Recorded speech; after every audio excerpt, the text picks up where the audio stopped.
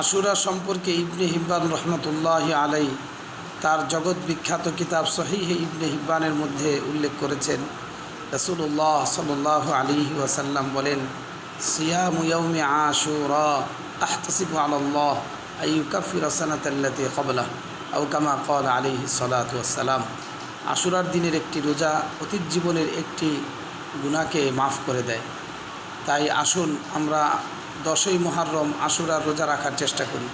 এবং অন্য হাদিসে আসছে, ওয়াখালিফু ফিহিল ইয়াহুদ, তোমরা এই ক্ষেত্রে ইহুদিদের বিরোধিতা করো, ফাসুমু ইয়াওমান ক্বাবলাহু আও ইয়াওমান বাদা।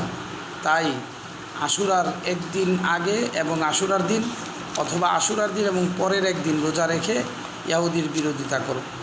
আল্লাহ পাক রব্বুল আলামিন আমাদেরকে আশুরার দিনে রোজা রেখে বরকত হাসিল করার তৌফিক দান করুন এবং ইহুদিদের বিরোধিতা করার তৌফিক দান